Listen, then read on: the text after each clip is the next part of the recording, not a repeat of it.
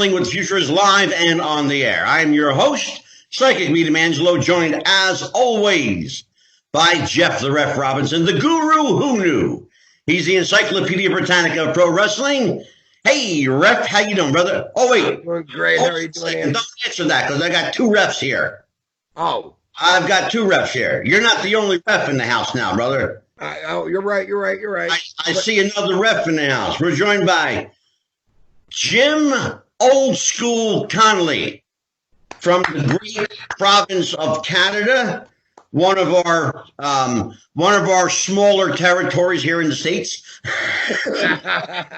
It's a little bit true. Yeah, Canada's our baby sister. Yeah, so we play Canada from time to time. Right? Exactly. And keep your loonies to yourself there, Mr. Robinson. Yeah. No pennies. That's right. How's everything going with you, brother? Fill me in on the weekend wrestling. Let's go over a little housekeeping. Well, I mean, I think. Well, the one thing is still that's coming out. Well, we got the NXT Portland Takeover pay-per-view this weekend. I don't know if you watch it, Jim, or not, but I'll tell you what, NXT is one product to be watching right now because they are. You want old school again? They're old school with the new school mix, and they're a good job. Hey, when you got Steve Carino as a producer in the back, you're not doing half bad, right? So exactly.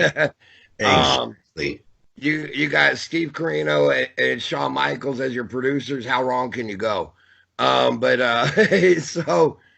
the significance of it being first time that they're going to be on a Sunday, first time that they're not going to have the WWE big boy carrying them into it, and let's see how they do on their own. I think that they're going to knock it out of the park. I really do.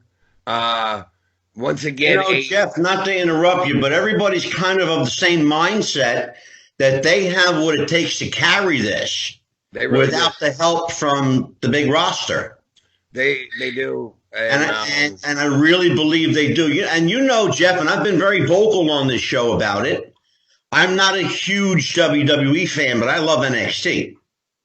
Yeah, that's the one product they have that really does mix, and you said it perfectly, Jeff. The old school feel and the new school twist. Yep, and they film down there at the Full Sail University normally, which gives you that old studio type feel. Yeah, the crowd is live and in living color every night. It's very reminiscent of old school Connolly's favorite promotion, the NWA. Yes, sir. I like the old NWA and I like the new NWA as well. But I do like NXT, and I do watch. Let's talk about that. How do you feel about the NXT product? I love it personally. I have a friend there who's reffing there, Daryl, and he loves it. And it just gives an opportunity for the younger guys and the older guys. I like the way they're bringing back some of the people. Mm-hmm. And making it a promotion of their own. Before, I think we looked at it as a sort of a farm team kind of atmosphere, but now it's a promotion onto their own. Yeah. I love the early days with Bailey and stuff, and you saw stars being born. Sure. It's interesting to see that certain people, Bailey, for example, really hasn't got the popularity and that she had there. So why not just stay? I mean, I just think that it can be a company that people could actually stay there and work towards instead of looking at it as a roster. I don't watch Raw or SmackDown. Well, the one thing is, Jim, and I don't know if you know this, but there are not quite a few, but there have been a few different guys recently who have said, do not pull me up to Raw or SmackDown. I want to stay here and make this my brand, and I'll take the lesser pay so that I can stay at home with my wife and be at my kids' t-ball game on a Saturday morning, as opposed to having to worry about going on tour. So exactly. Yeah, it's really nice that they've created this product. I don't know if that was their original goal, but I think that's what's ended up happening, and I enjoy the product totally. Yep. It's just nice to see it, and you've got a lot of people being employed, which is what it's all about, right? Well, I like the fact that you said something now that was really important, Ref. The fact that They're establishing themselves as their own entity. Mm-hmm. The fact that they're creating for themselves a brand within a brand, mm-hmm. It won't be long. And Jeff and I have had this conversation, but you're going to see them, I believe, at some point really break out of the WWE, quote unquote, WWE brand. Yep. Into their own brand. I really believe that's going to happen. And that's good for everybody. That's the way I look at it. It's good for everybody. But the key was, what you said was, everybody's making money. That's what I'm saying. And that's exactly. As well, so, okay. Can I chime in real quick on something? That is something sure, that is. Sure. I think that right there is the key point that's missed on a lot of fans these days that are on social media. They want to make it the war that we had of WCW versus WWE. It doesn't exist. I mean, no. The numbers are not there to even have a true war anymore. Mm-hmm. And why not just sit back and enjoy whatever you want to enjoy, or enjoy both of them? If you're a wrestling fan, you can enjoy both products. Honestly, you really can. AEW, you may go, you know what? That match was crap, but you know what? Yeah. What Cody's doing is really good. What MJF is doing is awesome. What they're doing over here in NXT is amazing. Why not sit back and just enjoy it all? Well, that's what I said the last time we got together. We've had this conversation privately and on the air. There's plenty of wrestling. First of all, let's back up. It's a really, really good time to be a wrestling fan. Amen. That's first and foremost. Secondly, there's ample product for everybody to enjoy. If you're a diehard NXT fan, well, there you go. That's for you. Mm-hmm. If you're a diehard AEW guy, God bless you. But if you're a guy like me that's a casual viewer, I watch a little bit of everything and I enjoy it. And you don't need to be told. I turn it off and I watch something else. And you don't need to be told that you're wrong for liking one product over the other. Exactly. And, and we've had that discussion, Jim. We did a whole show on social media and wrestling. And people telling you, well, you're wrong for watching this because it's a horrible product and blah, blah, blah. But I think that, what are your thoughts? I think there's plenty to go around. I love what Jeff just said. It's like, if the fans would just enjoy it. It's a great time in wrestling right now. Yeah. And I read one today. I was just reading it. It's the social media. It's not the fans. Wrestling fans are the greatest people on earth, period. Real wrestling fans. As a fan, I stood in line. Within 5 minutes, you're talking to somebody. I've met Josh Alexander, who's a really big wrestling now. He's worked for Impact and things like that. I met him in the line of a wrestling show. Ron Hutchison, my trainer, who I broke in with, I met him in line at a wrestling show. Wow. Just chatting, and it's just fun. Today I heard one, and it was like, wow, I saw this wrestling belt. It's set back the championship 50 years. What? Because you don't like the belt. I was so blown away. That's amazing. They're critical of the smallest things and the smallest details. Hey, watch fast forward button is my favorite thing. There you go. I watch AEW. Sure. Favorite. The only one I don't use fast forward for, NWA. I love it. It's an hour. Wrestling on TV is an infomercial for the big shows. They haven't figured that out yet. Infomercials, 1 hour. Thank you. Exactly. I'm old. But enjoy today I haven't watched NXT this week yet, but I watched AEW last night in 20 minutes. And great stuff. There was some great stuff. Minutes. I love the ladies divisions in all the shows right now. I like them the best, which is I love your title, the future of wrestling. What's the future of wrestling? The future of wrestling is women. And I was just going to ask you, Ref, what are your thoughts on the boom in women's wrestling? Well, not only that, in reffing. If you asked me, I didn't know what you guys were going to ask me. So one of the things I thought of, what would I think of the future of reffing? And I thought, women. We've got Aubrey Edwards out on AEW is doing a great Yes. job. Yes. And I wish I could, I'm a little jealous because, we have one in Canada that I know of. Her name's Emily Parker, and she actually gets flown in to work shows. Flown in. I don't know about Jeff. I'm lucky if I never get trans, let alone get a flight somewhere. Yeah. They've got, as they, every promoter will tell you, refs are a dime a dozen. There you And go. you've heard that, Jeff. You have. And we both but have now heard all of a sudden it. girls are getting flown in, and there's big. I mean, when I heard Aubrey Edwards, I've done this for 20 years, and I've basically never done TV on a regular basis, anyways. And you see Aubrey Edwards and say, "Gee, gosh, it's been a great 2 years." What? 2 years on national TV? Right. That's awesome. Now But, I got a question for you. I actually do have a question for you, Jim. I've thought about this because I do not referee anymore. I do security now for my promotion, but I do help out as far as like giving pointers to guys that I can. How would you feel if a female referee is brought in and they tell you, because she's a female, not because of her skill, because she's a female, we're giving her the main event tonight over you? Well, it's kind of happened to a certain extent because there was a promotion that I was supposed to be working for, which will remain nameless. And then they brought Emily in to take the place. Now, it was a totally female promotion. Honestly, I met her lately. We had a referee seminar with my friend Daryl from NXT came in and did a seminar for referees, something that was unheard of 20 years ago. And so she came in, and she rides with the boys and stuff. So she came down. And she couldn't be any nicer. And I've seen some of her stuff. And like Aubrey, she's efficient and good. And it's their time. It's their time. It's like women's wrestling. Good. It's their time as well. And yeah, I love to be bitter and say I'm losing jobs to females. And you find out that maybe that. Women wrestlers and things may make a bit more money and things like that, and they can sell merch that we won't talk about. And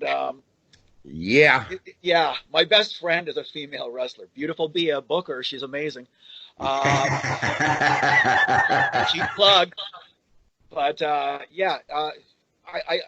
don't think I'm jealous. I just think it's their time, and I love it. It's like, to be honest, I watched WNBA. I used to coach basketball, and I used to tell the kids, I said, stop, don't ever watch NBA, because I was teaching at 11, 12 thing, because I said NBA, I said it's an entertaining sport, and they're carrying and double dribbling every time they carry the ball, because they don't want to cut. It's not good for the advertisers, don't want to see it. So, but the women's sports they're much more concerned with fundamentals and basics, and I find the same thing in the wrestling. I see the stuff more. I watch it, and I'm loving AEW. The girls there. I worked with Chris Statlander once, and I just went, oh my gosh, she's got it. I worked with Phoenix, her first in ring appearance, along with Gail Kim and some of those ones. I did a lot of their first appearances. Wow.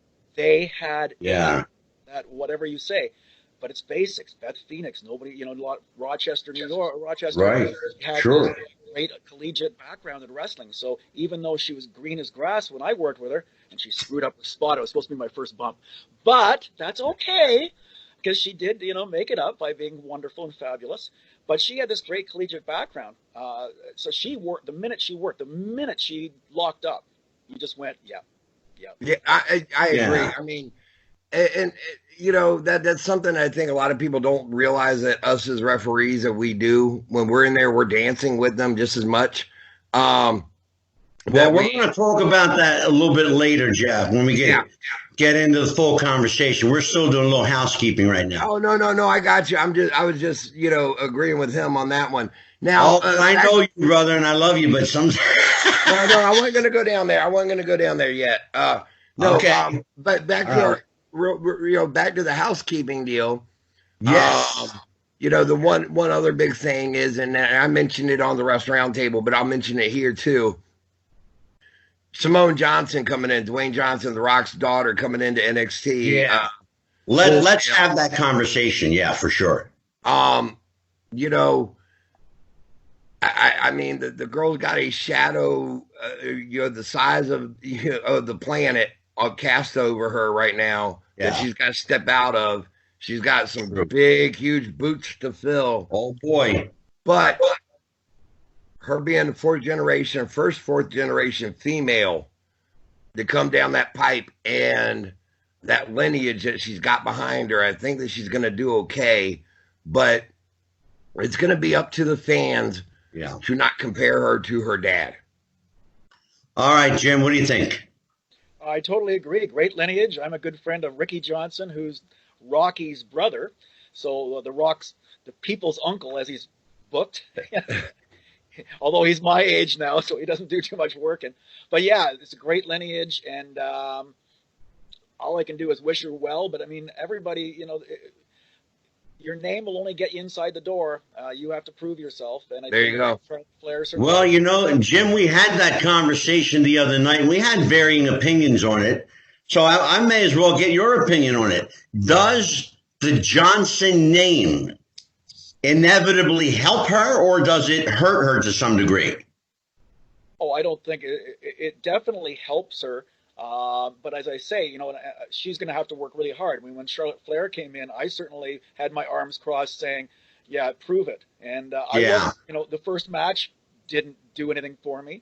Jeff had that same opinion. When Charlotte came in, everybody, I guess, just by attrition, everyone wants to compare you to your famous, parent or relative. In this case, the parent. But how do you compare? And I could see maybe with the son. Yeah. Yeah. And it's hard too, because I'm not just saying any wrestler. If it's a mid-level wrestler, that's one thing. But in my humble opinion, maybe the best wrestler who ever laced up the boots, Ric Flair. Right. He did a lot of stuff in Toronto, so I got to see him for a long time during the Steamboat and Jay Youngblood kind of years. Sure. He was just an amazing athlete. So Charlotte, we didn't want to see her as a mid-level wrestler. We want to see her as a champ. I was lucky enough to work with Tessa Blanchard not that long ago, and she also she couldn't have been any more generous with her time, helping out the younger wrestlers, and worked as hard as she could. And as I say, it gets you in the door, but you got to prove yourself. There's been lots of people who, I worked with Scott Hall's son. I haven't heard of him much since Cody Hall. Yeah, true. I don't know if he's doing well or not, but I did a match with him, and I thought he was okay. But my understanding is that Cody is working a lot in Japan right now. Yeah, that's where he is. I heard the same. So that's where he's making his bones. He's a big Jeff, you were wanting to chime in. No, I was going to say about Cody. Cody is over in Japan right now, but he made a comment on Twitter that kind of got him actually banned and pulled off of a tour. He made a comment about the coronavirus. He said, "Forget the coronavirus. It's more like the yellow virus." Oh. Yeah. And I'm quoting. It's sad that got out. Yeah, I saw that. And not good. But then again, look at who his dad is. We can have that conversation. Boy, what a rabbit hole that would be. Let's see. The rest of the news-wise, Jeff, and you too, old school. What do you make of the fact that Vince McMahon personally pulled Cedric Alexander and told him in his office, "We're not putting any more push behind you"? Wow, I didn't hear about that. He wrestled a lot in the Toronto area too. So okay, I that just came out today. I know that all said was something. He said something on Twitter about them basically alluding that they weren't wanting to push him or something like that. The rest of it I attribute to rumor and innuendo. Unless you're actually back there, you don't know what was said. Until said comes out on a podcast or an interview somewhere and says, "Hey, look, this fucker called me in and said blah, blah, blah, A, B, C, and D to me." Yeah. I don't buy it, but so much. I think that people assume it whenever you look like you're getting a push and they pull it back. I think that they assume that Vince all of a sudden just doesn't like you anymore. And well, yeah, you know what, Jeff, though, in fairness, we've seen this happen before. Mhm. We've seen this play out a lot of times. History will, oh my God, we can go back to Kane. The most famous example would be Kane. They thought right after Kane joined The Undertaker, Kane's character took a shit. No, they always saw potential in Kane because, I mean, that had actually been about a year build in Bruce Pritchard's mind. And yeah, but what I'm saying is they pulled him. They pulled that push. They gave him mid-card matches for about 6-8 months. Well, I mean, they may cool off on some people. That doesn't mean that they're not behind them. Well, that's my point. If you're cooled off, they're not pushing you. Well, yeah, but then that's up to you to make them realize your potential and show them what you got to offer. Well, it's easier said than done. It's up to you at that point to get yourself over and make the fans want to see you. Wrestling are beautiful people with big egos. And there you go. With ego, everybody thinks they should be pushed. And a lot of times, well, sit back, and then you might get the push. You're showing them. Well, let's talk about ego. You're talking about a guy who's probably got the biggest ego pound for pound in this hemisphere, and that's Vince McMahon. Fair enough. Okay. But I don't know that okay. I don't know that he would, unless I could actually, okay, I'll say this. Do I believe that he may have pulled him into his office and said, you know what, I don't see anything in you right now. Prove yourself to me, kid. I could see that. I really could. I could see that. I will give you that, Ref. Absolutely. I could see him going, we gave you the cruiserweight title. We gave you a chance to get over, and you got, but only so over. I saw something in you, and yet you didn't live up to that potential. Do you think he needs to go to another brand to establish himself? I think that he would do very good to go down to NXT and just stay there, and that's where his home should be. That's where he would fit in. You would say that. I was so hoping you would say that. I think he would fit in great down there. To go back down, to the lesser league and reestablish two things. Number one, his character. Yep. Because I can look at this kid and tell you he doesn't know who he is. He doesn't. Number two, establish. Well, here's the other thing he has to establish. And old school, I'd like you to chime in on this. In my opinion, I think he needs to establish his credibility. Because right now he has none. Because he's lost. He doesn't know who he is. That goes back to my point about NXT. Why not? I like the idea of a big fish in a small pond. I mean, I started reffing at 45 years old. The chances of me reffing in the WWE or AEW or anything are 0 and none. Be thankful for that. But I'm a big fish in a small pond, and I love it. As I said, it's taught me stuff. I've got to meet some really cool people, and no, I've never had regular TV, which I'd love to have and stuff like that. But you know what? In my short 20 years as a referee, I've enjoyed every second, and I try to, bask in that little bit of glory. Sometimes these guys, like I'm thinking of Eric Young being a Canadian, and there's another guy. Wow, was he big in NXT? Mm-hmm. Yeah.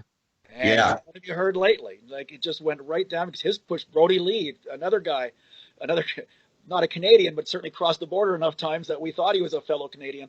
And he's a great wrestler. And what happened to his push? And then I think he ended up leaving, or at least he wanted to. You can't always work. And now you've got other companies, but it frustrates me and maybe Jeff as well that Vince is sort of vetoing that idea of, hey, we're just going to pay you not to work. That, you know what? Thank you for bringing that up. I really want to thank you for bringing that up, because that brings up, it's actually going to be the subject matter of a show we're going to do. The downside of guaranteed contracts. Guys that are sitting home, wasting their time, wasting their talent, but still getting a big fat paycheck. Exactly. You know, I kind of got to lean on what, really quick to chime in on that one is what Booker Yeah. T said.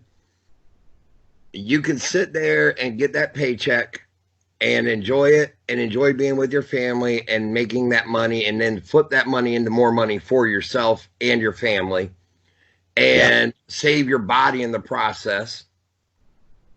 Or you worry about, oh, I want to go out there and perform my art and I want to go out there and get my shit in and whatever else it is. Yeah.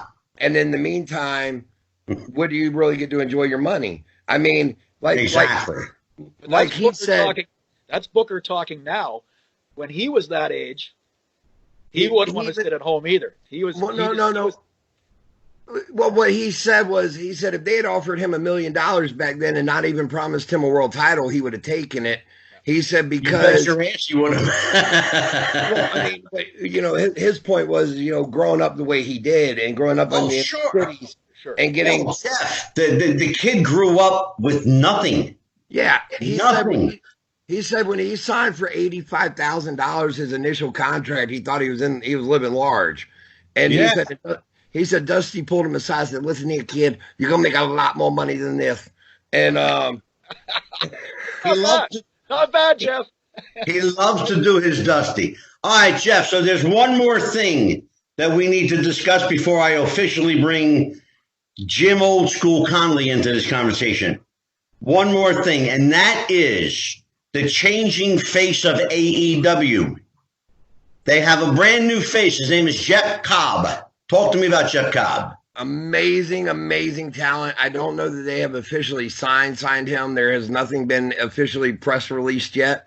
Let me interrupt you there because as of airtime, he was personally signed by Chris Jericho. Signed, yes, but not to an AEW contract yet. They got him on a part-time deal. Okay, then all it said was that Jericho signed him. Yeah, no. They're working a gimmick where Jericho has brought him in as a bodyguard, security, Big Bubba. Reporting this as like news. I got you. Just like Becky Lynch has got her neck really fucked up right now, and Dean Ambrose can't see worth a damn. Yeah. So no. I get it. Okay. But so no, I saw this game. Amazing, really super athlete from Hawaii. I mean, he is the see things, the suplexes that he delivers at his size. He looks like a Taz mixed with Samoan lineage. I can't describe him. Yeah. The future for him is amazingly bright. Yeah. AEW or WWE would do wide. He's from the Indies and ROH is where he's been making his bones for like the last 2 or 3 years. And he's been over in New Japan, a few different tours. But I mean, just when he came out there last night and glommed Dean Ambrose, I mean, just took him out like he did.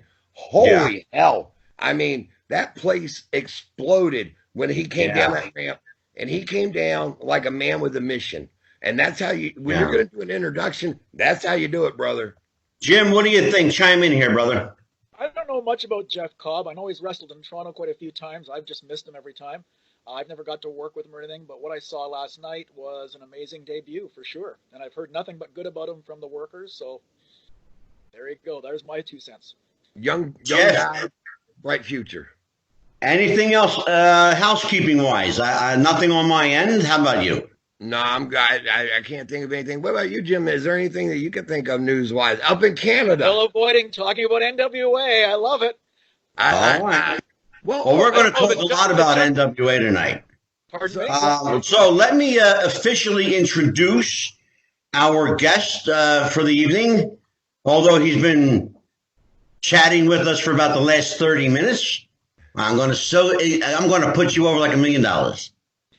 This man isn't just a referee, ladies and gentlemen. He's a story. His story began 22 years ago when he first put the stripes on at the age of 45. Can you believe this?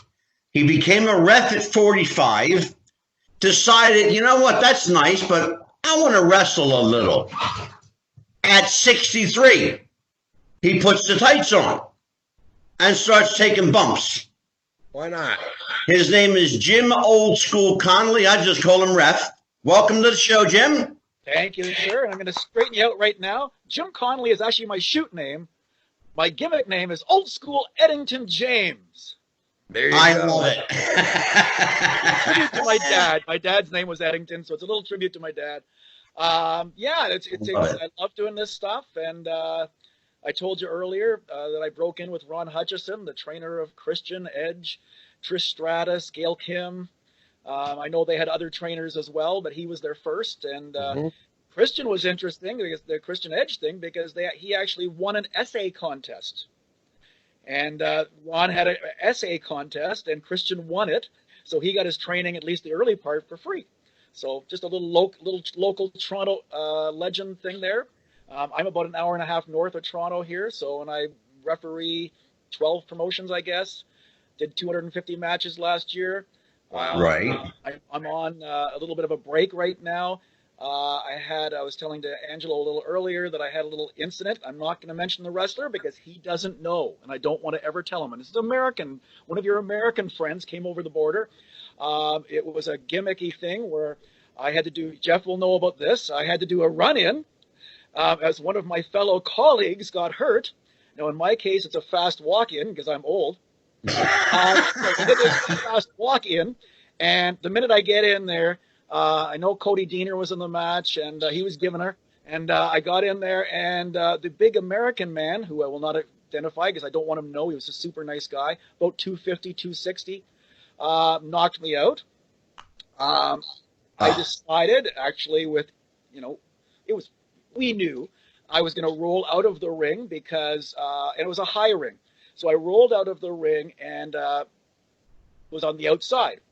The bigger wrestler didn't know it, or at least lost track of what was going on. It was chaos. I mean, people are getting knocked out. Referees are lying all over the place. The big 250-pound guy jumped out of the ring right on my head. Oh my God. So 3 weeks later, I had some vision issues. So I went to the doctor, never putting the two together, and found out I had a stroke of my eye. So my vision is pretty weak. Added to that, because I thought I was going blind, because it was only slightly bad for a little bit, he looked at my eyes about a week ago, 3 months ago, and realized I have cataracts as well. Isn't that just on, So I'm a perfect referee. Blind in one eye, can't see it in the other.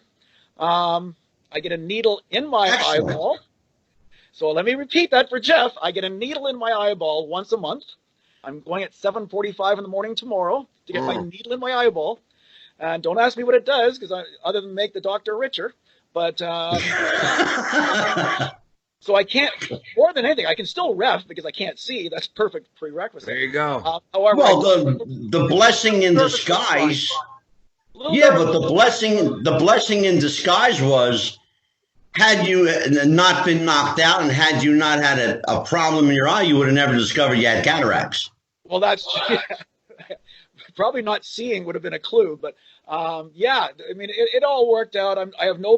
He couldn't have been more apologetic, and he just didn't.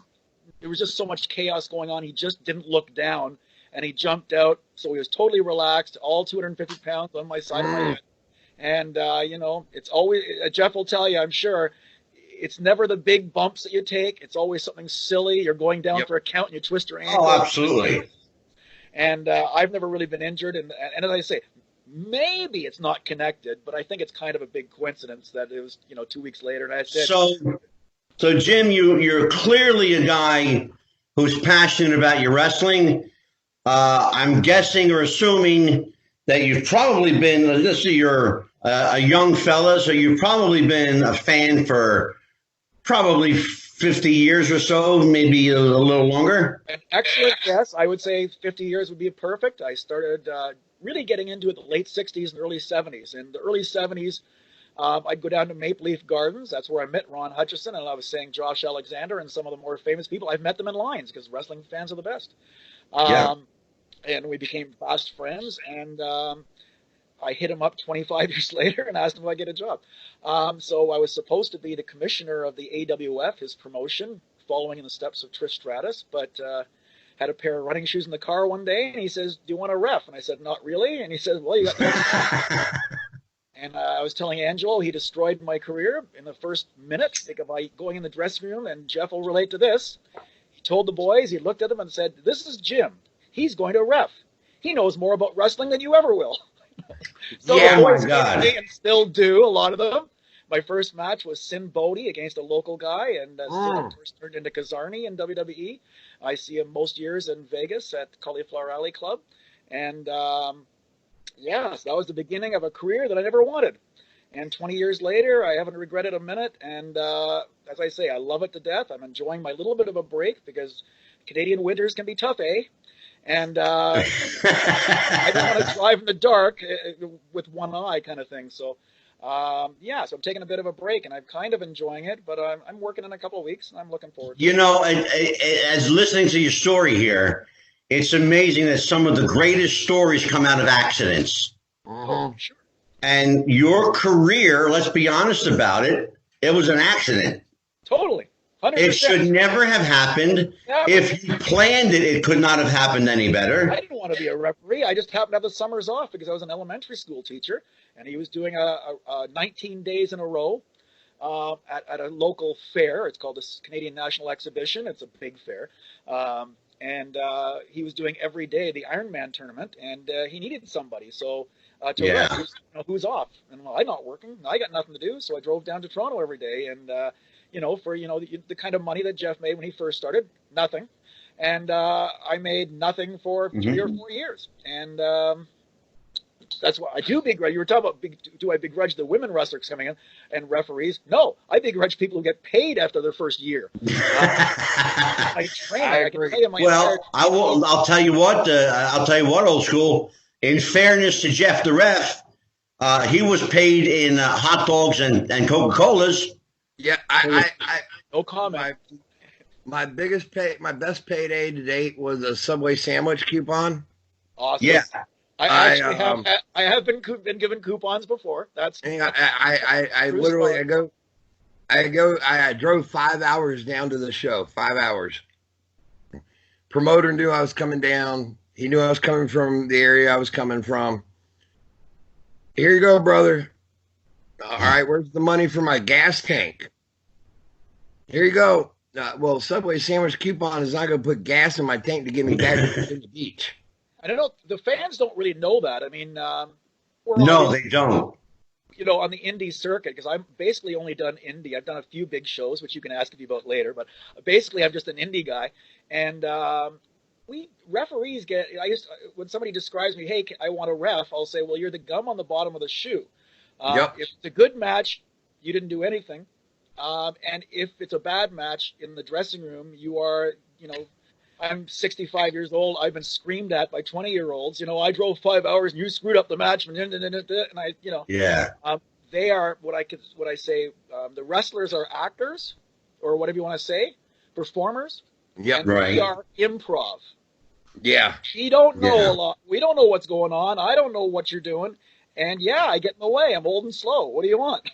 But I actually had one time where I had never been in a 20 by 20 ring at the time. Mm-hmm. We had brought in it was we were independent. Shane Helms was down there, Hurricane Helms, and I had already refereed probably a good dozen of his matches. This night, every time he would go into the ropes for any kind of spot, I was there. Every time he would go to do anything, I was there. Not on purpose. It was just my footing was off because of the ring. My timing was it just was not good. We did not dance well, and it was needless to say, when we get to the back, what the hell? I've been in a 20 by 20 ring once. It's just somebody at Indy that bought a big ring. And I remember I was doing a match. I can name drop too. I was refereeing the now Rosemary versus the now Allie, maybe a decade ago with different names. And I was trying to explain, and this is what referees do. I repped a couple matches to Allie. I said, it's a little bigger than we're used to. Oh yeah, I know. And I said, well, you might have to, you might have to adapt a little bit. Oh, I know. Well, she whips Rosemary in the ring and then realizes she's 2 steps off. Like it's just not working. Like it's just not what she hadn't allowed for that extra. Yeah. Used to doing 3 steps. Well, it's 5 steps now.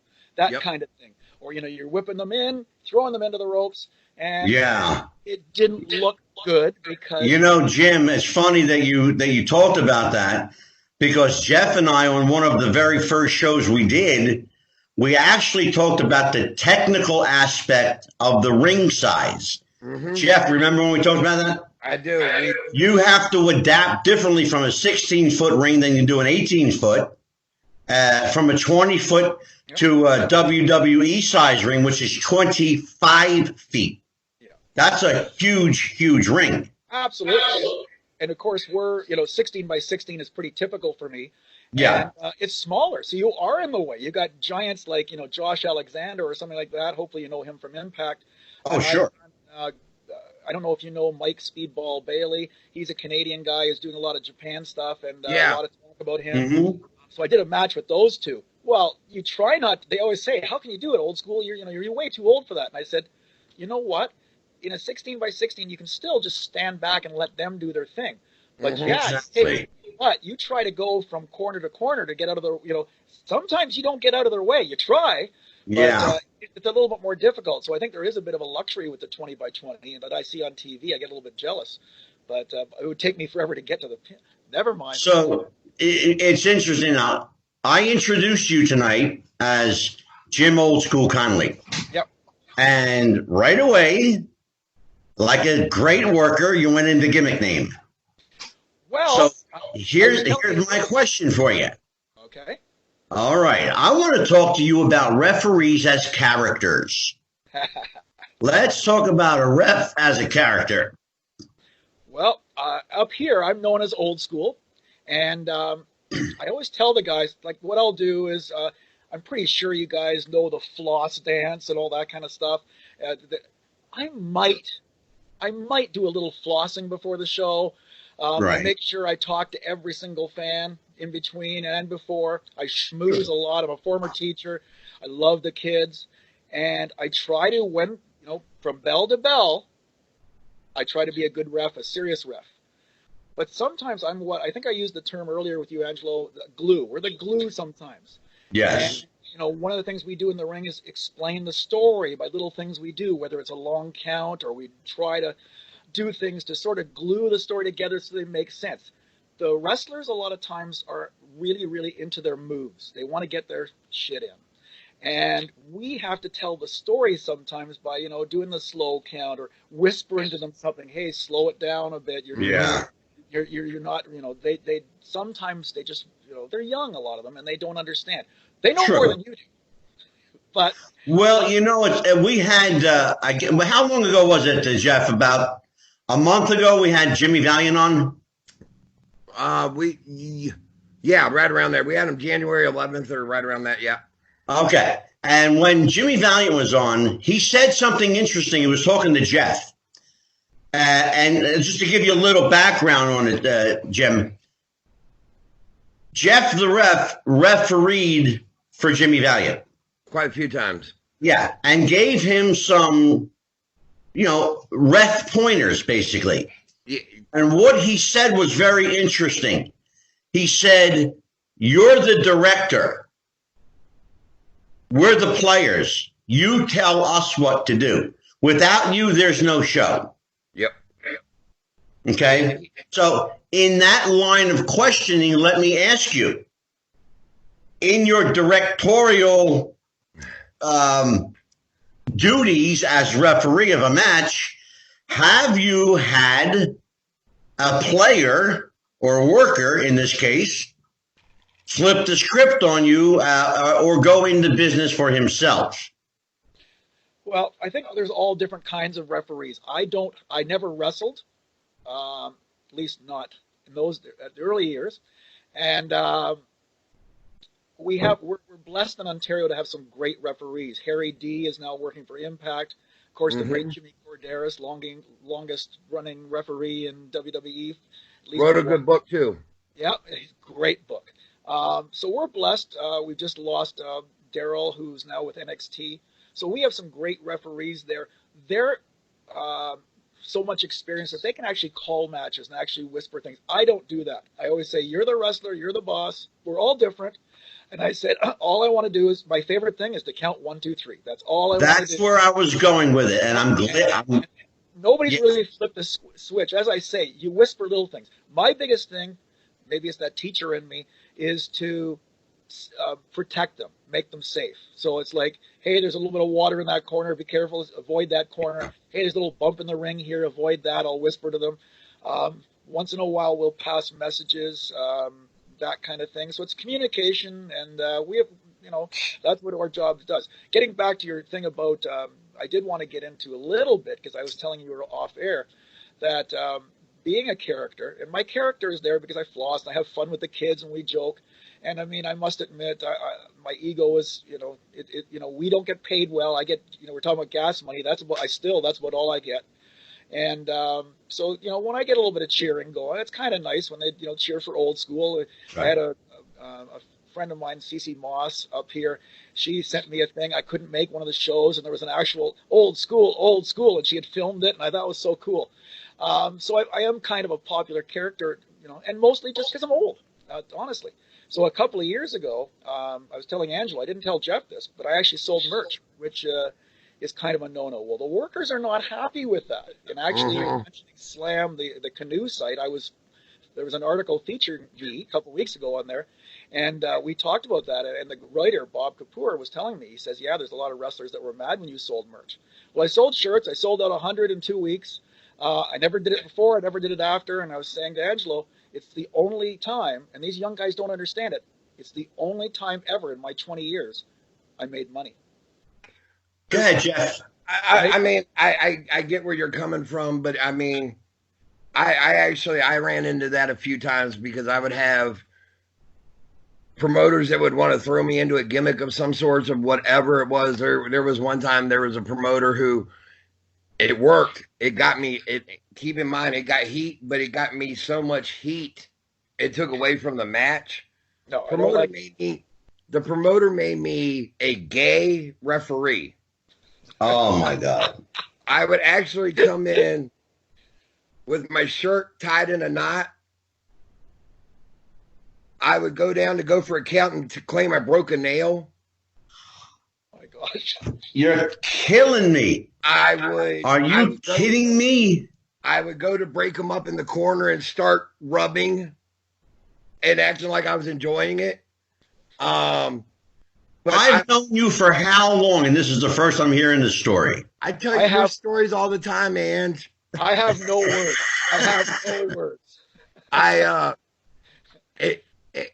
Keep in mind, we were down in North Carolina, Redneckville, North Carolina. God, go ahead. It's getting better. Go ahead. And so of course you're getting every anti-gay comment that you can possibly make.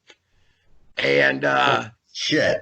Needless to say, I mean, the boys are getting the boys are getting pissed at me, and I'm going, look, I'm doing what I was told by the promoter. Yeah. And I'm like, and then they should have got.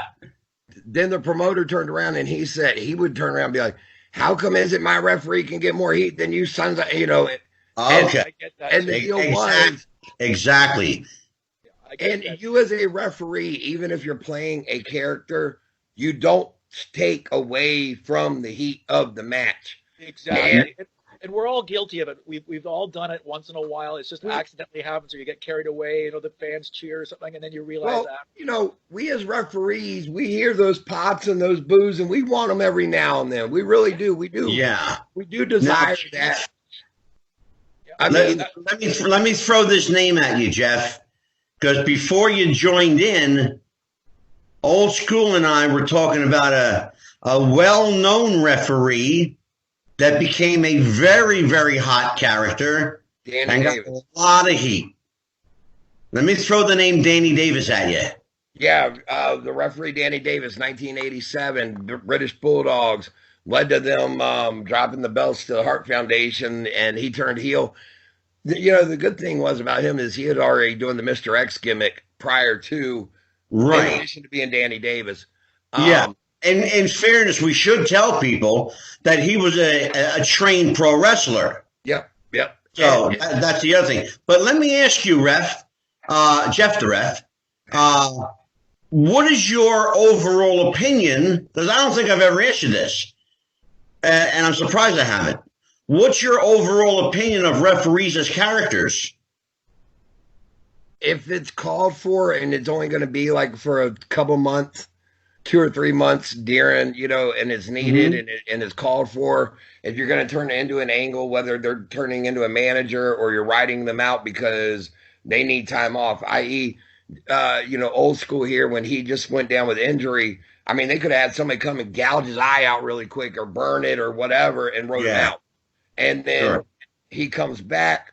He could come back with an eye patch on, screw whoever it was over, whatever. Well, now, wait a minute now. He's already blind in one eye and can't see out the other. So you put the eye patch, here you go. You put the eye patch on the one bad eye, and then you keep switching it back and forth throughout the match. That's a great idea. But I mean, I think one of the things what I like to see, and that's why I like AEW right now, and to a certain extent NWA, and something that made me mad about WWE is they don't even mention the referees' names anymore. Thank you. That pissed me off too. I remember there was a guy in WWF, Izzy Moydell. Don't ask me why I remember him, but he stood out. He used to lift his hand up as well as the referees, the winners. He would lift the wrestler's hand up, but then he lift his own up. And I thought that little thing was a bit of personality. Now, you said something. I got to tell you, when you said that, Jim, you opened up a floodgate of memories for me because I want to tell you something. I can't tell you who any of these refs are today, but I can tell you Dusty Feldbomber, Dick Crow, Lou Supa. I can tell you these names from back then. I mean, it was a policy that I understand with WWE not to mention the referees' names. It was. No, it did. It became a policy, and it was all of like 5 or 6 years ago that they put a kibosh on the end. It used to be Jim Ross would be like, we got Mike Chioda in the ring tonight, or whoever. And, you're talking, I still remember Scrappy McGowan, Tommy Young. Met him last year. I met Scrappy last year. Mike Chioda, the different ones. And Charles Robinson. Yeah. Little Nate. Yeah. Exactly. Nick Patrick, etc. It was part of they're part of the show, and I guess I'm promoting referees in that. Yes, for background, and my biggest compliment, as is Jeff's. Hey, we didn't notice you out there. Thank you. Well, That's how the biggest about compliment you can give me? But I still want people to know who I am a little bit, because why am I driving 4 hours? Sure. Well, let's be honest about it. You're not driving 4 or 5 hours for no attention. You're showing up because you want people to notice you. So if they don't notice me, great. If they notice something I do that's in addition to the show, right? Or, I get a lot of people saying I didn't know what was going on, and then you did the count thing, or you yelled to me. It's no. A lot of times I'll yell to the front row. That's the nice thing about indie. I'll go, hey, there's no rules in this match. It's a multi-man match. Well, we another name that we forgot to mention, and I can't even believe that we forgot to mention this name. How about the son of Jody Hamilton, Nick Patrick? Yep. We forgot to mention Nick Patrick. What about Joey Morella?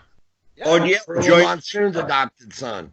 Sure. And you see, the young people don't understand that when I first started watching, and when Angelo started, because we're similar ages, the referees were older. Like in Toronto, for instance, we had Fred Atkins, who was an old Aussie guy, Pat Flanagan, who was a wrestler who came over from England with Whipper-Billy Watson. And these guys were not only older, they were 300 pounds. They weren't small. I'm 5'10" and a half.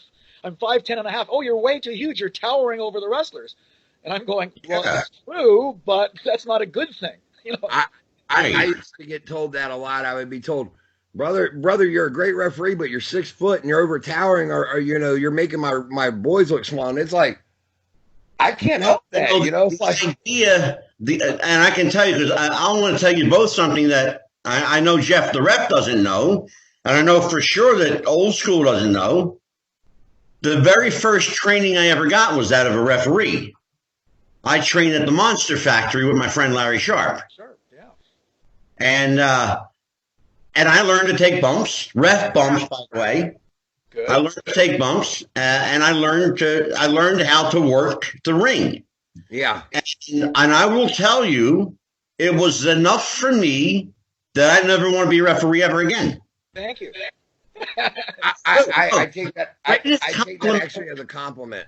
I was going to say the greatest compliment I can give you is to tell you I envy what you do, and I don't want to do it. I hate when I see referees bumping too. It drives me crazy. Well, Jim Cortez told me the best line. He said, "Crumple." Well, that's a good question, Jim. That's a really good question. Is it always necessary for a ref to take a bump? See, one of the things, what I really mean is like a perfect wrestling bump. I hate that. Yeah. Corderis used to say crumple, and I said that's a great word. Like you fold yourself in, you fall down, because that's what that happens. In indie, it's ridiculous. It's ridiculous. I can name some names that you even know that I have to bump for.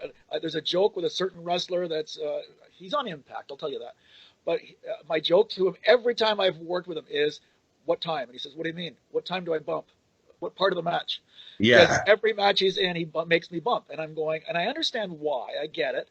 If you're working 4 times a year and you're doing this, you want that big baby face come back, and you want the thing. Right. But here's my question, though, Jim. Here's my question. Why use the referee as the foil for that? Why not use... Go ahead, ref. No, I actually got an input on that. I want your input. That's why I'm stopping. You use the referee for a bump at a particular time, and I get what Jim is saying about it maybe not needed so much on the indies, on maybe not every show that you're doing on the indies, but do it all the time, Jeff. All the time. Here's the if it's used at the proper time, whether it's on the indies or in the big leagues, it can be used to get heat. It can be used to, the baby face can, you go down, you take the bump, and all of a sudden the heel has 5 guys that come in and beat the shit out of the baby face. The crowd's losing their mind going, "Ref, get up, get up, get up." Yeah. And then you make that slow crawl, 1, 2, baby face. Oh! I will tell you what, during the Attitude Era of the WWE back then, yep, it seemed like every week, and maybe it's just me, but it seemed like every week one of the Hebner boys was taking the bump. And always count on Earl Hebner to take a bump in a championship match. It got to be so predictable, and I think at that point it overexposed the business. I could say the same thing happened, though, when I was a kid and Tommy Young would be in any title match with Ric Flair normally. Oh, he would yeah, take a big bump, and then... But what you both are saying, it was always a big match and a big show. And what I'm saying is, in indie, it's almost every show. Yeah. You're right. And that's my point. I'm 65 years old. I don't need to be dropping every single show because I know the wrestlers. If it's an accidental one, the famous move out of the way and get the stinger splash kind of thing. Yeah. But a lot of times they catch me. I've been clotheslined. I've been lots of things have happened that I do feel it. And oh yeah. I don't know. I agree with Jeff that it does create heat, but it's like the old, hey, grab me, by my shoulders and then pull me over. Hey, look at the fan over there. Well, it's like, wow, can't you be a little bit more creative than that? Right. But Jim, to be fair, it's no different than the guys now when you got 8 guys standing outside to catch the guy from the top rope on a moonsault. Yeah, exactly. Okay, Jim, let me ask you this question, Jim. How does the referee play into the use of a manager in the wrestler's corner? Personally, what is your personal philosophy on the use of managers as distractions to the ref, and what's the psychology behind that? I think if you have a good manager, and because everybody's brother-in-law is a manager now, or cousin. Yeah, I know. And with, and not that you have to have tons of training. My entire training was hit the mat hard and stay out of their way. That was my training for the first 10 years. Mm-hmm. I've learned more in the last 5 years than I have, because I actually took some wrestling training. But yeah, a good manager. We had a couple in Ontario. They're not used very much anymore, which is sad. A lot of them are young and don't understand the spots and come in at the wrong time, which is frustrating to me. But I like it because it's a distraction. It's legit. If the guy jumps on the apron, I'm going to look at him. That's just natural. That's human nature. Mm-hmm. And I look at him, I'm distracted. Don't put your arm around me and say, hey, kick that fan out because he yelled at me or something. And sometimes that's the veterans who've done it for years, and you're just going, oh my gosh, stop it. Be creative. The fans are not stupid. We were stupid. We didn't have internet 50 years ago. We didn't have internet. Right. I know. I have 2 university degrees, and I thought it was real, probably until mid-20s. And even then, I would watch a match and say, yeah, but maybe this part was. I know. Totally, I didn't think, it was a. And all we had were the aftermags back in the day. Well, when you think about it, it's almost. I like to compare it to when you find out the ins and outs of wrestling and the interest and the ins and outs of it. And when you get into the business. And I ain't talking just as a fan who reads about it. When you're actually in there and you're behind the scenes and you know the shit, when you find out how it's done, it's almost like finding out that Santa Claus isn't real. Exactly. Oh, no.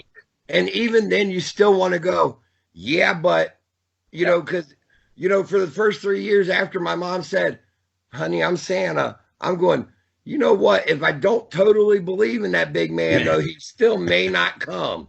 So there's still matches. I remember going up to a gentleman named George Terzis. He worked in Battle Arts in Japan, and he was wrestling a guy by the name of Johnny Giubiasco. And this is maybe 10 years into my career. And I actually went up to him afterwards and said, was that a shoot?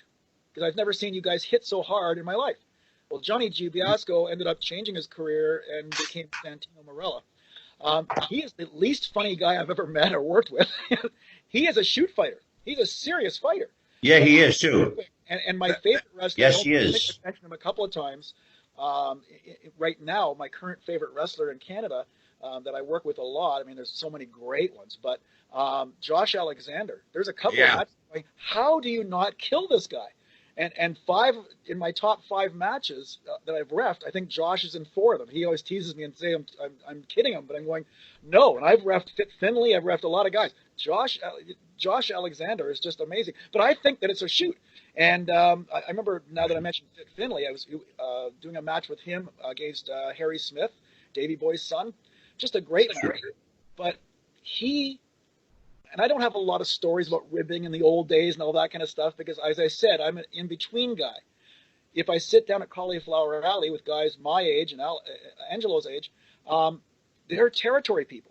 I'm not. Yeah. I'm working in the present day, so they hate present day, and I'm sort of the mediator between the two sides.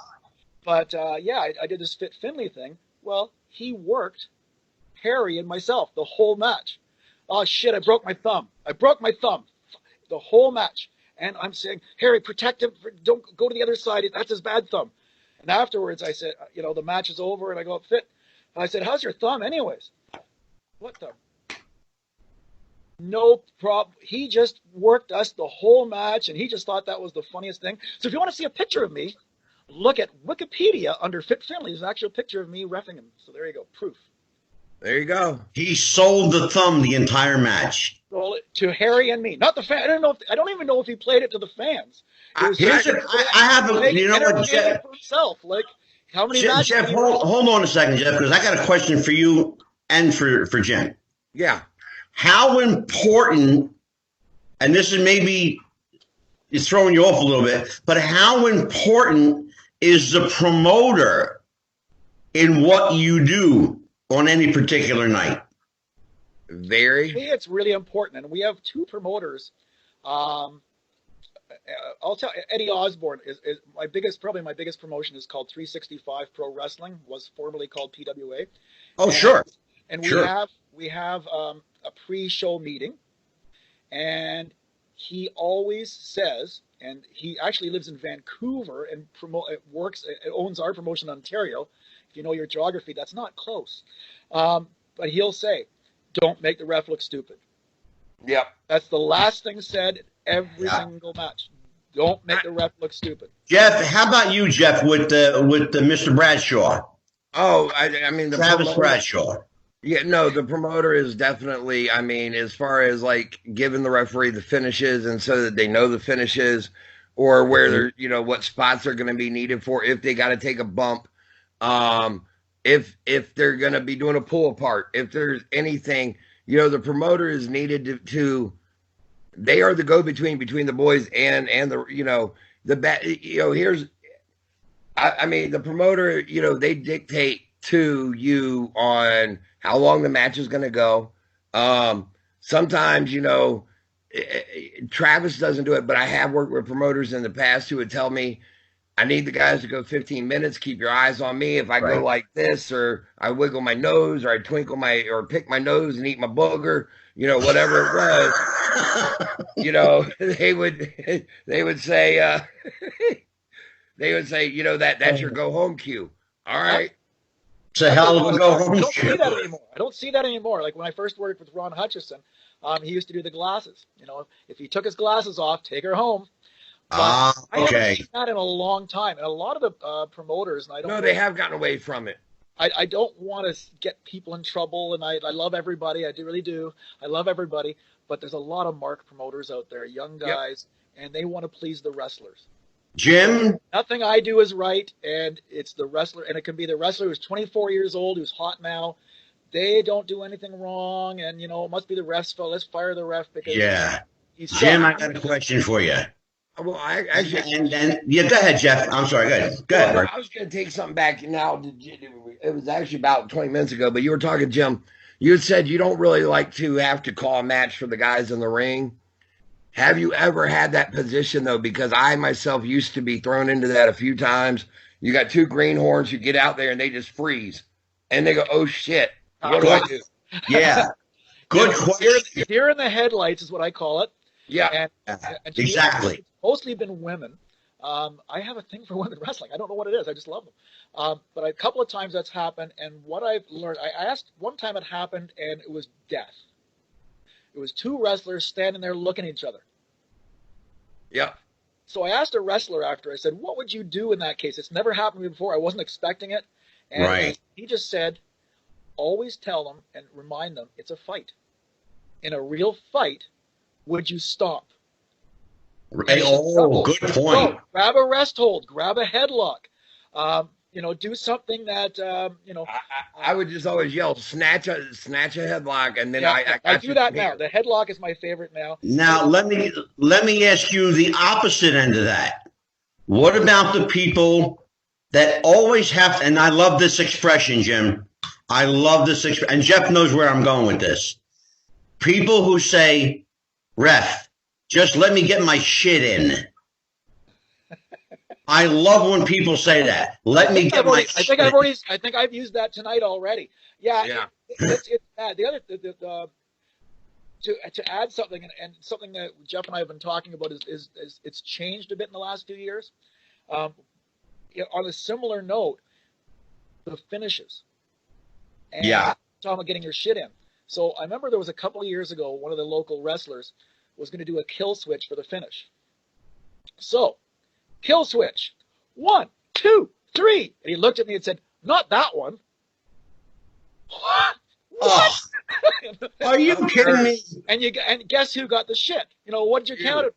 Well, because he said it was a kill switch. So now I always ask, okay, I'm doing a pile driver. Is it the only one you're going to do in the match?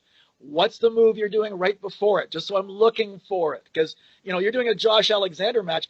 he loves using the stuffed pile driver, the tombstone. But you know what? He might do 4 in a match. So Yeah. that's more than the get your shit in.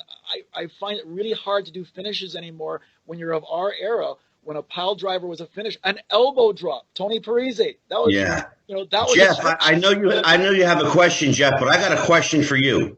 Yeah. Have you ever counted the wrong guy? Yes. What? Give me the circumstances. Well, it wasn't even. It was a case of the guy. They didn't hear my count or weren't paying attention.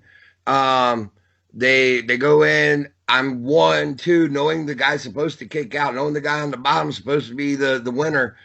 1, 2, and he doesn't move. I got to go for 3, and I've had it happen numerous times. I'm the one that's going to eat shit in the back, but here I'm going to put this back on the promoter. If you got a promoter worth a damn, they're going to look at that wrestler and go, "You should have been listening to the count, and you should have heard the cadence." Every good promoter I've worked for always says, "Hey, if the ref counts 3, that's the way it is." Whether it happens in practice, whether it happens in practice, though, we still get the shit if you do. Well, here's what somebody told me once, and it's as simple as it gets. The ref counted 3. 500 people saw the ref count 3. Yep. Those 500 people can't be wrong. No. And a lot of the referees will actually get their hands under the shoulders and lift it. I'm never quick enough to do that, but I've heard that from a few people saying that I got news for you, brother. I've seen people do that. Yeah, I wish I had done it with one match, and that was an NWA World Title match 2 years ago. It was a women's match. I guess I can say her name, Jazz, and she didn't kick out. Now, Jeff, do you count to 3 and change the title to this young, unknown indie girl in Toronto? Right. Or do you ignore it? Yeah, she kicked out. Oh, no, you guys didn't see. You 500 didn't see it. I saw it. Because I mean, normally, if you could play a good referee, and I think you would agree with me on this one, Jim, you can go 1, 2, and make it look like they kicked out, or only two, and then 2 and then 2. Oh, this close. Almost. I talked to her afterwards, and I said, you didn't kick out, and she went, "Oh, you know what? I was trying to think of the next move." I've had that happen. Now, you made me look like shit, but I'll tell you this. This is actually this story exactly what you're talking about, Angelo. I was the only referee, so I did not know the finishes until they came out there to me. Oh my God. The Rock and Roll Express are in there. It was actually Ricky Morton and Chris Hamrick doing the new Rock and Roll Express, and they're facing 2 little independent greenhorns. Right. Now, I didn't know this, but the manager was supposed to have pulled me out, so I DQ finish. Ricky, gotcha. I had refereed for Ricky a ton of times. I knew double drop kick finish 1, 2, 3, go home. Yeah. They hit the double drop kick. That's when the manager is supposed to pull me out, and he doesn't do it. I count 1, 2, 3. Next thing I know is they got me in the corner, and they're kicking the shit out of me. I mean, they got me down and beating it. I mean, we get to the back, and then the manager pulls me back out and makes me get on the mic and go, "That was a DQ," and I'm reversing. It was stupid. It was idiotic, and it should not have happened. Well, okay, Jeff, where's the promoter over here? In the back counting his money. It wasn't for Travis. It was for a money mark who thought that he knew the business and didn't know the business. And afterwards, Ricky gets to the back. He goes up and he slaps the shit out of one of the guys. And he said, "How dare you shoot on that referee," when he knows he's been in a dozen of my matches and knows my finishes. And he said, "And I'm the name here. You're not." Yeah. Well, that's happened to me 1,000 times with the managers, and I always tell them, I said, "You're supposed to pull my leg." And that's the only thing that's making me stop this count. The only thing. Because so I always say, after exactly the same kind of things have happened to me, I always say, have a plan B. Have a plan B, because I said, it's like the save in a tag team. if they don't make the save, kick out. Yeah. How many wrestlers just sit there and let themselves get pinned, and you're waiting for the save and saying, well, they might not make it. The manager might be on the wrong side of the ring. It has happened so many. I got totally blacklisted by one promotion because of that. The manager didn't make it. I made a split decision and didn't count it because I said his foot's under the rope. Well, Jim, let me ask you, Jim. In a situation like that, which certainly wasn't the first time, won't be the last. In a circumstance like that, where all hell breaks loose and you're pretty much having to control the situation for shoot, what's your go-to backup to kibosh the situation from getting further out of hand? That's a tough one. I think it's a case-by-case scenario. You just got to sort of, like I said earlier, I said we're the improv. You're not expect the unexpected. Murphy's Law. If it's bound to happen, it's going to happen. And true. You sort of have to do it case by case. Like the Jazz thing, I didn't know she wasn't going to kick out. Like it wasn't even a big move. I had that happen to me about a month ago where I was doing the same thing, and a wrestler was unconscious. I didn't know her eyes were open, so I'm going 1, 2, swoop, sweep. Yeah. I'm going, shit, she's unconscious. And right. as I did it, I was like, oops. Go ahead, Jeff. No, I've had that happen. I mean, I've had it where they're concussed or they're not loopy a little bit and not knowing. Worst case, where am I? Yeah. Where am I? You're in the middle of a fucking ring, dude. Yep. I mean, I don't know how to guide you home now. Like exactly. So I mean, you depend on. What I've been saying lately is I look at it as we're a team, and we're all working together. The three of us, we're trying to put on an entertaining show. Yeah. Like Angelo, I hate the term wrestling entertainment. We're a entertaining sport. Exactly. Thank you. Yeah, we're an entertaining sport, and it's up to the three of us to make it an interesting show. Hey, go back to even before Angelo's day, you get Strangler Lewis putting on a headlock for half an hour. It's legit wrestling. Sure. Yawn. So the three of us have to work together to make an entertaining match and put 6 or 7 of those matches together and have a nice show. And in order to do that, we've got to give and take. And I would hope to think that we're on the same team. That's the problem with some of the younger guys. And I find it the ones who are almost made it. That 15-year veteran who just had a touch, maybe had a tryout. They're so bitter and so angry. Yeah. It's always your fault. The guys I've been lucky enough to work with, the legends and some of the bigger names, I've even worked with the Young Bucks and some of these guys.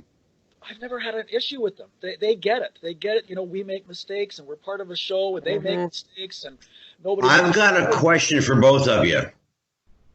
And it's kind of a serious question. In the last couple of years, we've seen, particularly in the lucha style of wrestling, a couple of people died in the ring. It happened with Paraguayo, and it happened recently with Silver King in London. Did the referee during each match do the right thing and have the opponent cover the deceased person? Wow. Once again, it's a case by case to me. I've never had anything. The most I've had is maybe a broken leg. And then it's like cover them and then, whatever. A lot of, I would have, obviously I'm going to be sympathetic to the referee and probably they don't know that they've passed away. It's more, they're hurt. So 1, 2, 3 doesn't take a long time. Cover them 1, 2, 3. Now let's get the, people out there. That's the way I would have done it, probably. I don't think I would know. I'm not a doctor, so I would do the X really fast. But you want to finish the match, and you don't want the fans to worry. I mean, you don't want panic, right? So I'm always. Well, there was a reason I'm asking. It's happened recently, but it's also happened in the past. A case where Dick Murdoch wrestled a guy who had a heart attack in the ring, and died. So Murdoch covered him. The referee counted, raised his hand, and got the man out of the ring. Was that the right thing to do? I think at that point in time, you kind of got to. I mean, if you don't know as a referee, and this is what Jim's saying too, if I do not know that you are in the middle of having chest pains in the middle of a heart attack, or in Silver King's case, that you took a kick to the back and that your heart's bad or whatever it is. Exactly, yeah.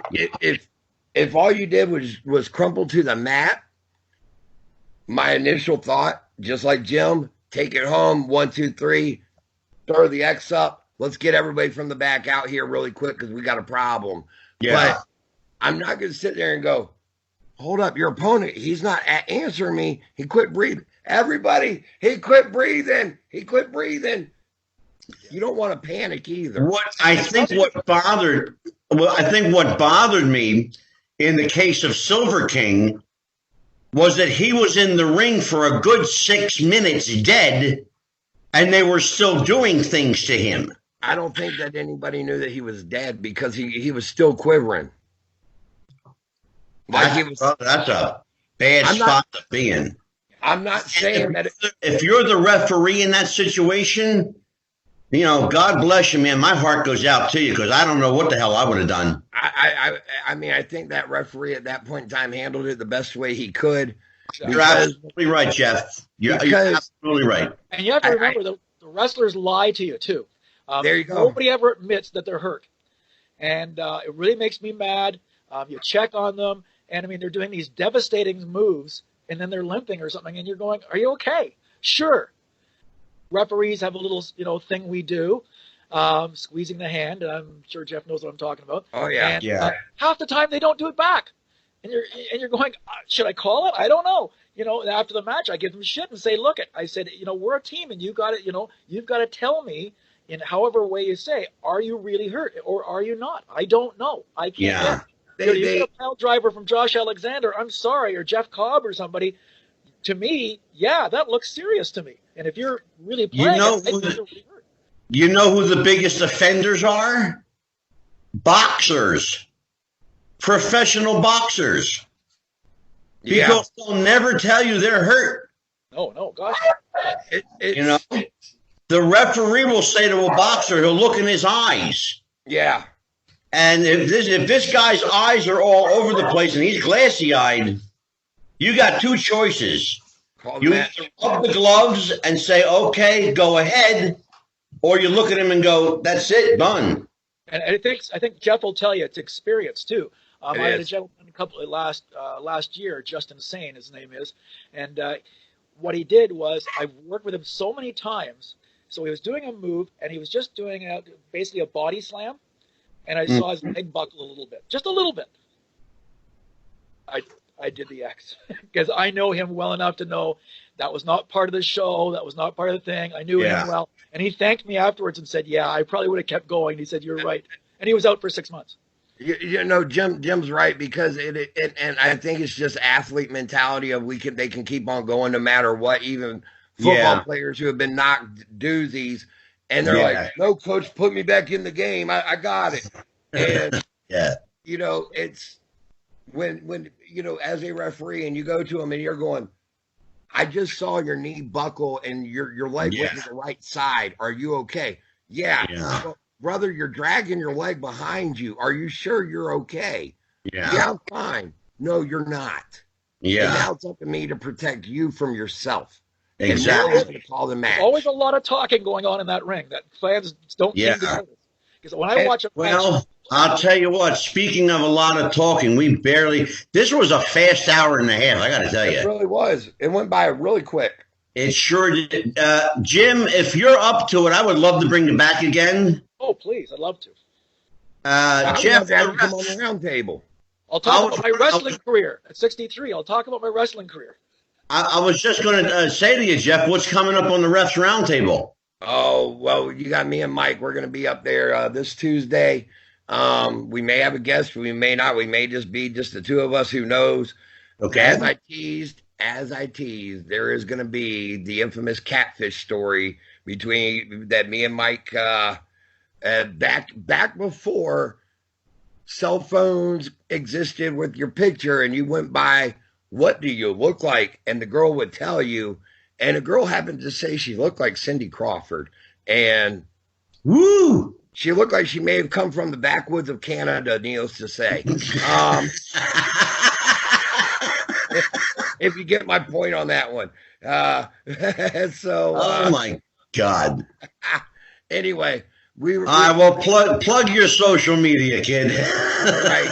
You can catch me, of course, over there on the Twitter feed. Every day, all day, I'm there. I had Jeff Rob 41977. You can catch me on Twitter. You can Facebook me. I'm over there on Wrestling with the Future on Facebook. I see those messages. I look at them. Inbox me, DM me, do whatever you want to do to me.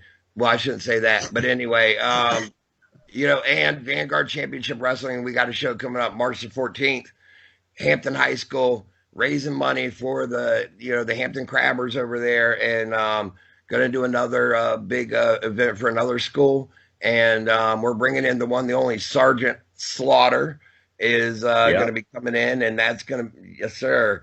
And that's going to be pretty big because he doesn't do many appearances these days, and B, it's been a very long time since he's been here in the Mid-Atlantic. So yes, we're looking forward to that.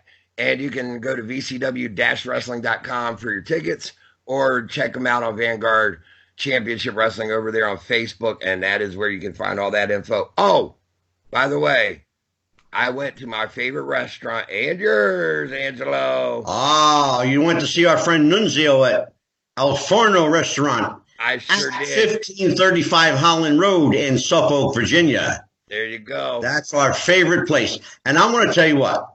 You guys go, if you're in the neighborhood, stop in and see Nunzio and his wife, and ask them for the Jeff the Ref special. And what is that? It's stuffed tortellini Alfredo with shrimp. Well, this week is lasagna. Oh.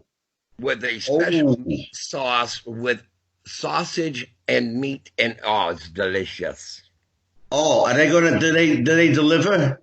Actually, they do. They do. They just added DoorDash on there. So, do they come to Jersey?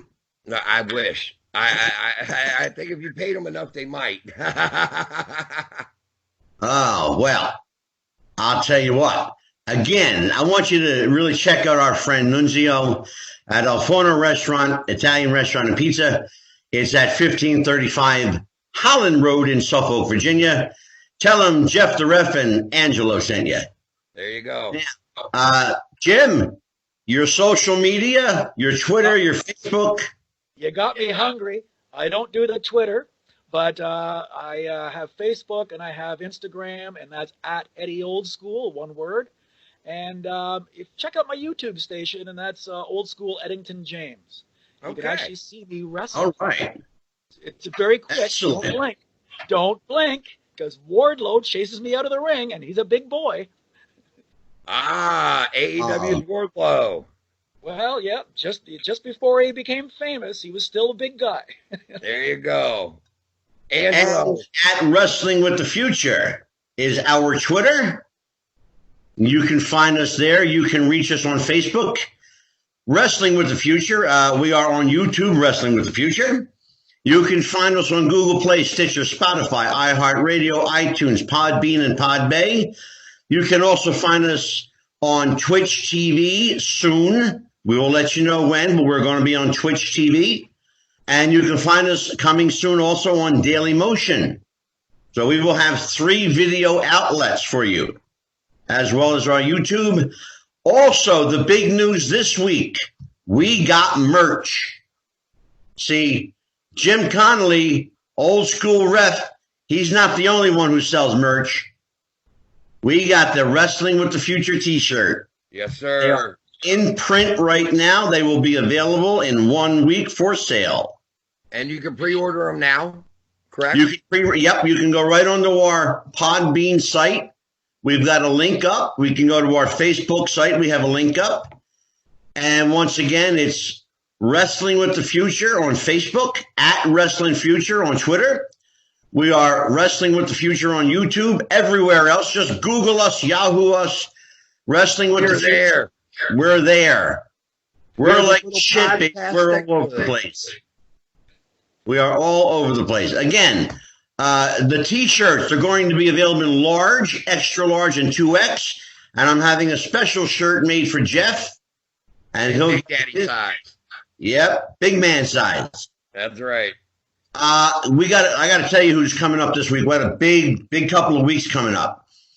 This week, on Tuesday, former WWE, WWF star, former EWF star, former bodyguard to Benny Hinn and many other celebrities. Former American Gladiator. Former American Gladiator. Former Special Ops Green Beret. Rico Costantino will join us. That's going to be fun. On Wednesday night, it's Ladies' Night. Princess Victoria, Velvet McIntyre, Casey Carlisle, and Sorceress Morgan to discuss Ladies' Night. And maybe a special run-in from a Glow Girl. Maybe. We'll see. And to fill out that week, on Thursday, the founder of RF Video, Ring of Honor, and an ECW alumni, Rob Feinstein, will be with us. That's not enough. We got a big one coming up. Big one. Cowboy Johnny Mantell and Cowboy Scott Casey. They're going to talk about their time in the Southwest and in world class. And Cowboy Mantell is going to tell us about the Pro Wrestling Hall of Fame in Wichita Falls, Texas. And if that's not enough, it gets better. Sal Corrente, the author of Bruno Sammartino, the autobiography of wrestling's living legend, will be with us. He will be joined by Davey O'Hannon. And he will be joined by J.J. Dillon. And that will be April the 7th. That's going to be a star-studded show. And we've got, oh my God, what else? I don't know right now because I don't have my calendar in front of me.